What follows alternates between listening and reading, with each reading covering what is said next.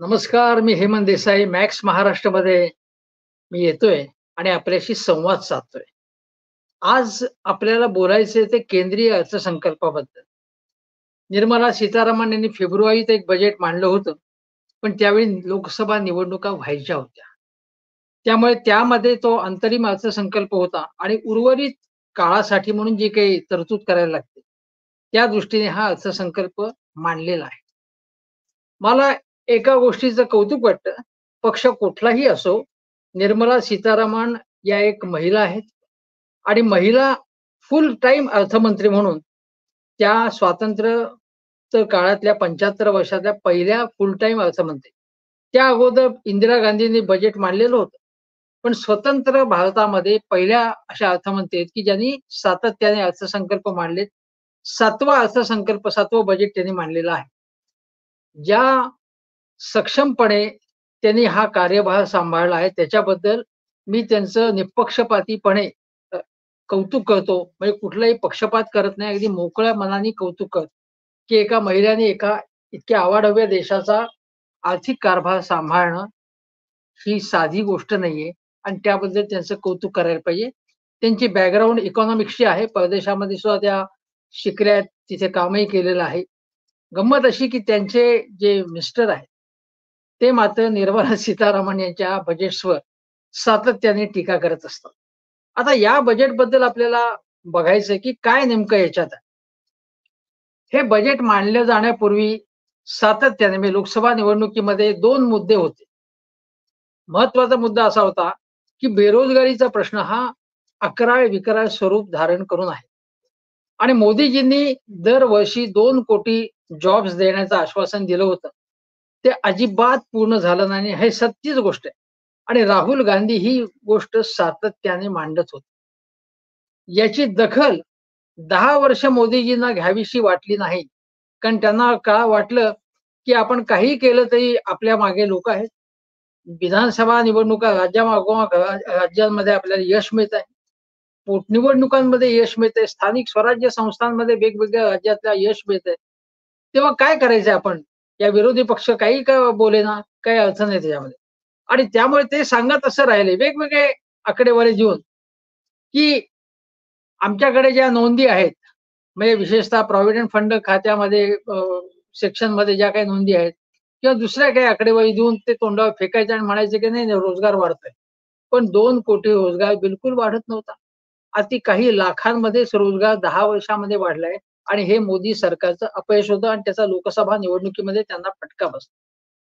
आणि हा जो फटका इतका तडाखा बसला त्यांना, की मग डोळे उघडले, की बाबा राहुल गांधी असतील किंवा बाकीचे विरोधी पक्षनेते उद्धव ठाकरे असतील, आदित्य ठाकरे असतील, ते जे मुद्दा मांडत होते, की रोजगार नाहीये, बेरोजगारी वाढती आहे. त्याची दखल घेऊन यावेळी निर्मला सीतारामन यांनी काही योजना जाहीर केलेल्या आहेत आणि त्याचं मी स्वागत करेन. कारण बघा, की कंपन्यांनी जर असा बेकारांना काम दिलं, तर त्यांना काही काळासाठी स्टायपेंड द्यायचा, विद्यावेतन द्यायचं, अप्रेंटिसशिप द्यायची, अशी व्यवस्था करण्यात आलेली आहे. किंवा प्रॉव्हिडंट फंड खात्यामध्ये म्हणजे अशी खाती उघडली, तर त्यासाठी कंपन्यांना काही प्रोत्साहनं द्यायची आणि आणखीन काही योजना मुद्रा योजनेमधले 10,00,000ची लिमिट वाढवून दुप्पट केलेली आहे. अशा काही गोष्टी करून बेरोजगारीवरती उपाय योजण्याचा प्रयत्न केलेला आहे. शिवाय लोकांमध्ये आज स्किल्स नाहीयेत. तर स्किल्स वाढावीत यासाठी ज्या काही स्किल डेव्हलपमेंटच्या ज्या संस्था आहेत, त्यांची एक गुणवत्ता वाढवायची यासाठी काही गोष्टी केलेल्या आहेत आणि अन्यही काही योजना किंवा उपक्रम योजण्यात आलेले आहेत. आता ज्याला इंग्रजीत म्हणतात, की question is about the details. डिटेलमध्ये काय नेमकं होणार आहे? म्हणजे तुमचे उपक्रम चांगले, तुमच्या योजना, तुमच्या कल्पना, तुमची स्वप्न चांगले, उद्दिष्ट चांगले. पण प्रत्यक्षात ते राबवलं जाईल का? म्हणजे उदाहरणार्थ, की कंपन्यांना प्रोत्साहन दिलं, पण अमेरिकेमध्ये सुद्धा या प्रकारे बेरोजगारांना रोजगार देण्यासाठी म्हणून कोरोना काळामध्ये अनेक कंपन्यांना प्रोत्साहन दिलं होतं. असं आपल्याकडे आता 500 कंपन्यांना अशा प्रकारचं प्रोत्साहन देण्यात आलं. पण तिथे काय झालं, की त्याचा गैरवापर झाला. म्हणजे तरुणांनी काय केलं, की त्याचे फायदे घेतले आणि काही कामच केलं नाही.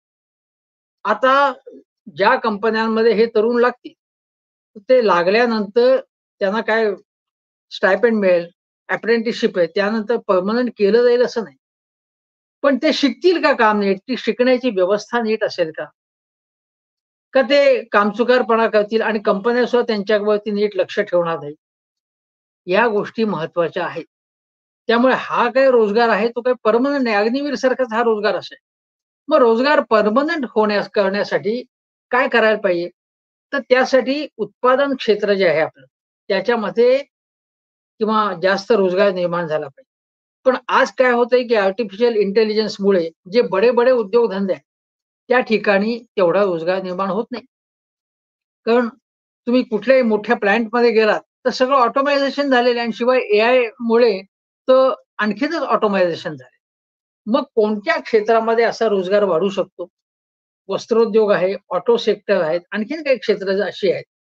पादत्राणमय चर्मोद्योग आहे. अशा ठिकाणी रोजगार वाढू शकतो. आणि या रोजगाराचं आणि तो रोजगार कसा वाढू शकतो? तर या क्षेत्रामध्ये एक्सपोर्ट मोठ्या प्रमाणात होतो.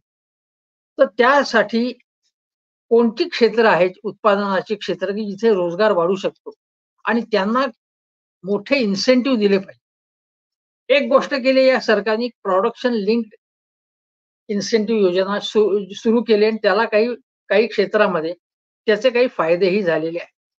पण ज्या क्षेत्रामध्ये जास्त रोजगार तयार होतो, अशा क्षेत्रामध्ये ही योजना पी-एल-आय योजना ही जास्त प्रमाणामध्ये सुरू केली पाहिजे. त्याचे जास्त इन्सेंटिव्ह दिले पाहिजे.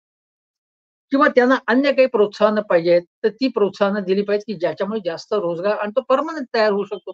पण ही उद्योग क्षेत्र बघा, ज्यावेळी अमेरिकेने चीनकडनं आयात कमी केली, त्यावेळी मग चीनने डायव्हर्सिफिकेशन सुरू केलं आणि मग त्याचा फायदा व्हिएतनामने घेतला.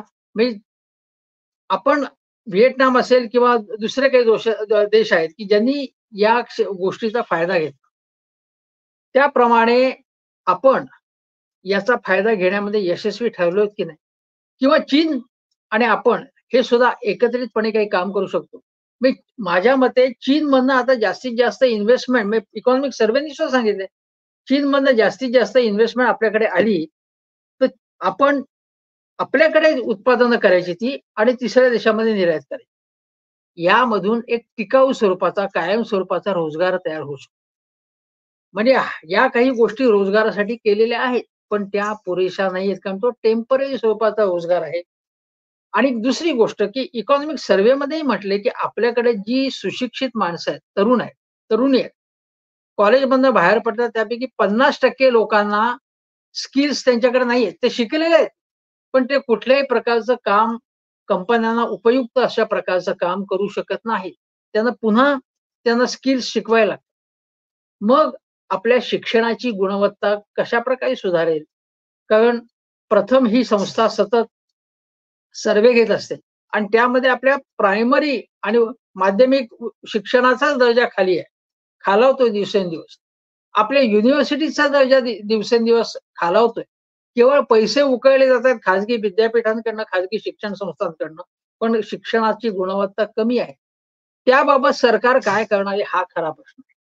म्हणजे मूलभूत प्रश्नांना भिडलं जाणार आहे की नाही हा खरा प्रश्न आहे आणि म्हणून रोजगाराच्या प्रश्नाकडे सरकारने लक्ष वेधलं आहे आणि सरकारने त्याच्यावर भर दिलाय, पण पुरेसा भर दिलाय का?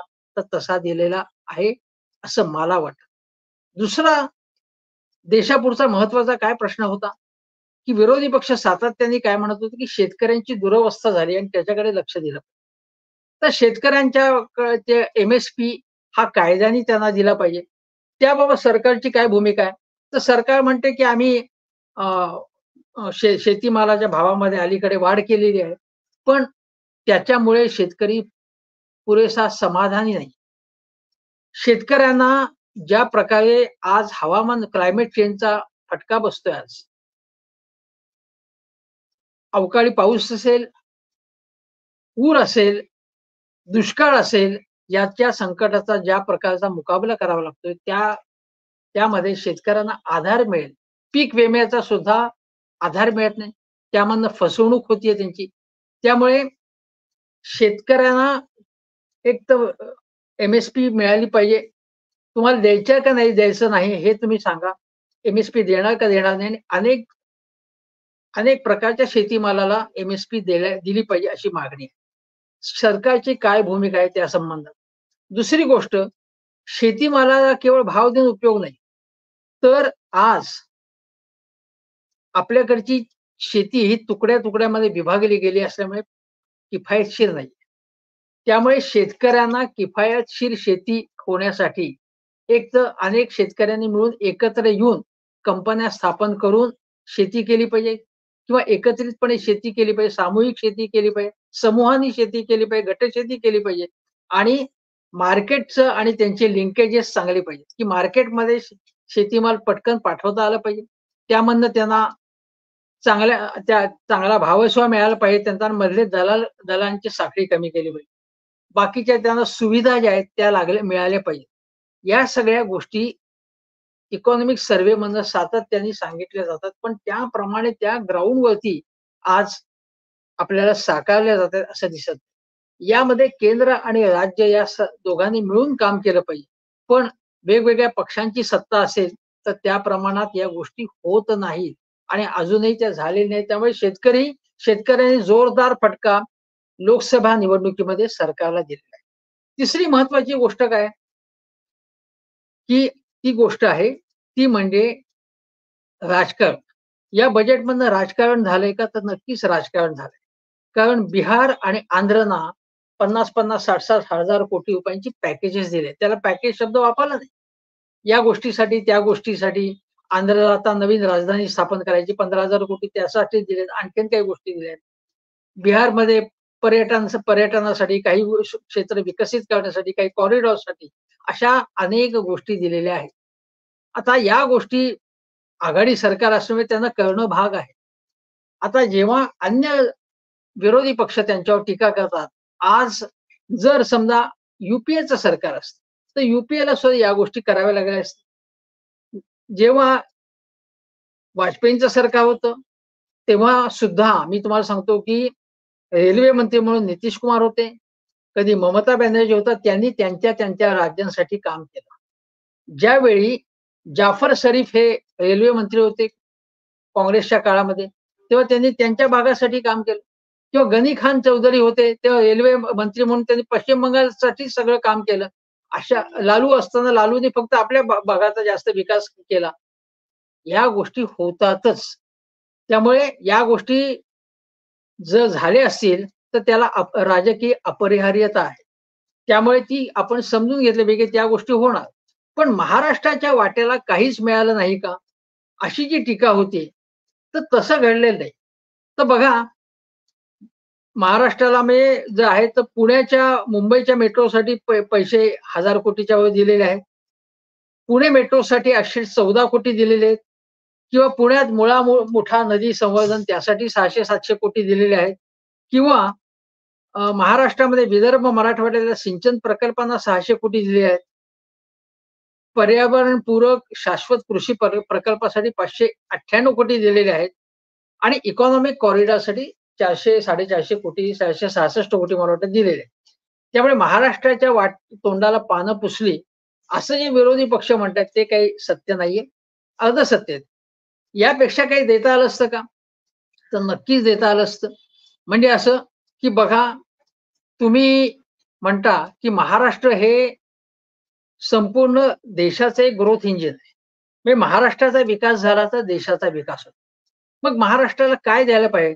तर मी असं म्हणेन, की महाराष्ट्रामध्ये तुम्ही मुंबईला देता, तुम्ही पुण्याला देता. महत्त्वाच्या शहरांना तुम्ही देता आणि तो राजकीय विचार करून देता. ठीक आहे. सगळेजण तो विचार करतात.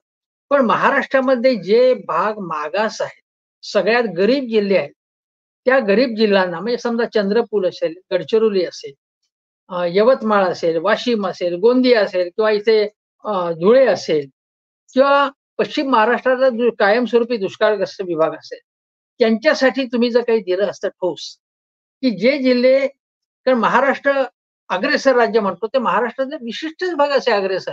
म्हणजे पुणे, मुंबई, नाशिक, संभाजीनगर याच्या पलीकडे महाराष्ट्राचा सगळ्या महाराष्ट्राचा विकास बिलकुल झाला नाही. हे जर भाग बाजूला वगळले, तर महाराष्ट्राचा विकास एकदम खाली आहे असं आपल्याला दिसतं. त्यामुळे त्यासाठी जर तुम्ही महाराष्ट्राचा समग्र विचार केला असता, कारण बघा, तुम्ही महाराष्ट्रामध्ये उत्तर प्रदेशानंतर सगळ्यात जास्त जागा महाराष्ट्रात आहेत. 48 जागा आहेत. मोठं राज्य आहे. शिवाय फायनान्शियल कॅपिटल मुंबई म्हणतो आपण, ती आहे. मुंबईमध्ये येऊन जेव्हा मोदीजी म्हणतात, की महाराष्ट्र हा फार मोठा होऊ शकतो. मी तर असं म्हणेन, की महाराष्ट्र हा युरोपातल्या काही देशांपेक्षाही मोठा आहे. मग तसा जर विचार केला महाराष्ट्राचा, महाराष्ट्राची कंपॅरिझन गुजरातशी करू नका, कर्नाटकशी करू नका, कोणाशी करू नका.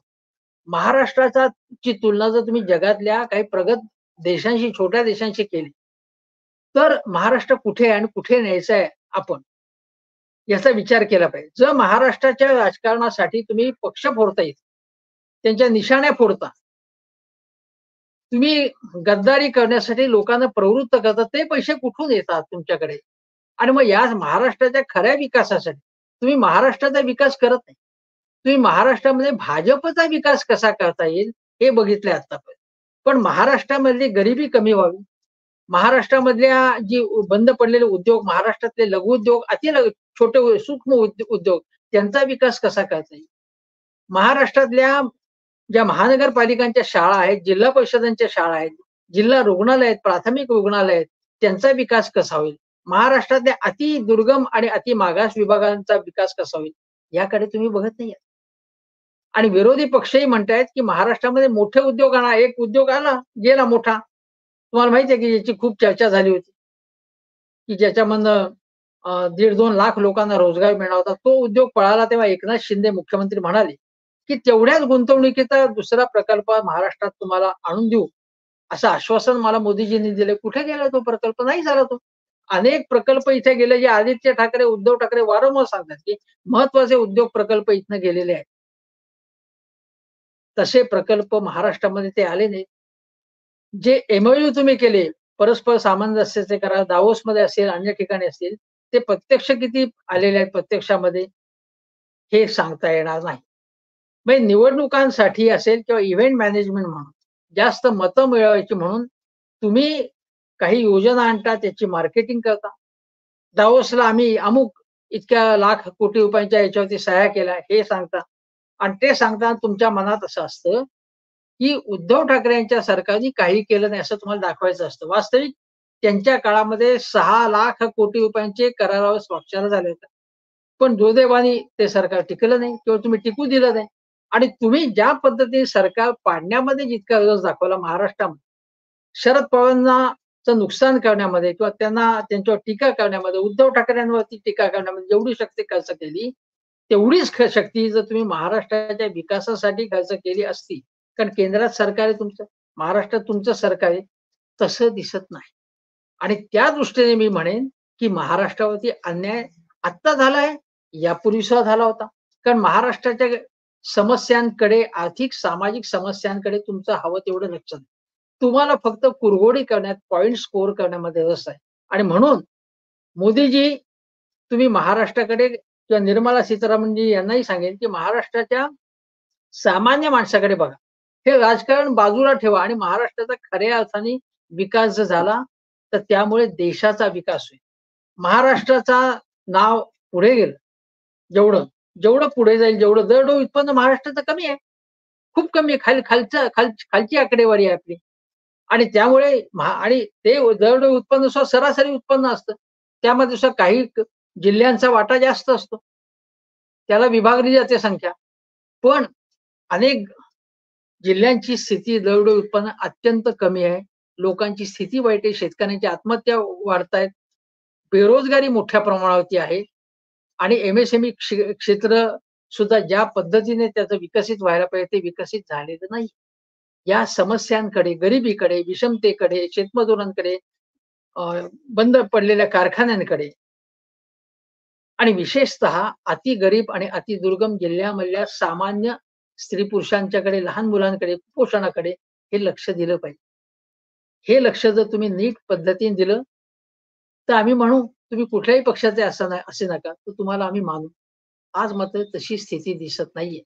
काही बजेटमध्ये चांगल्या गोष्टी केलेल्या आहेत, पण महाराष्ट्राची कडे जास्त ज्या पद्धतीने लक्ष द्यायला पाहिजे, त्या पद्धतीने लक्ष देण्यात आलेलं नाही.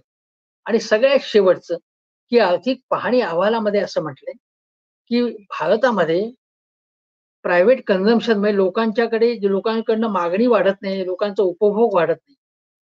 आणि दुसरी गोष्ट, की खाजगी क्षेत्र ज्या पद्धतीने गुंतवणूक करायला पाहिजे, ते गुंतवणूक करत नाहीये. त्यामुळे सरकारलाच जास्त गुंतवणूक करायला लागते. मग जेव्हा गुंतवणूक खाजगी क्षेत्राला फारशी करावीशी वाटत नाही, केली जाते. लोकांच्या हातात पैसा नसल्यामुळे, त्यांना नोकऱ्या नसल्यामुळे मागणी नाहीये. हे आर्थिक अवघाचं लक्षण आहे. तेव्हा हे मान्य करा आपल्या अपयशाकडे, की 10 वर्षामध्ये आपल्याला अनेक आघाड्यांवरती अपयश आलेलं आहे. जाहिरातबाजी, मार्केटिंग, इव्हेंटबाजी याच्यामधून तुम्हाला सुख मिळतं, तुम्हाला मतं मिळतात. पण शेवटी लोक बारकाईने बघत असतात आणि म्हणून लोकसभेमध्ये तुम्हाला चांगला फटका दिलाय. महाराष्ट्राची अशीच जर उपेक्षा तुम्ही केली, तर विधानसभा निवडणुकीमध्ये सुद्धा सणसणीत फटका मोदीजी तुम्हाला बसेल, हे लक्षात ठेवा. एवढंच सांगतो आणि इथेच थांबतो. नमस्कार.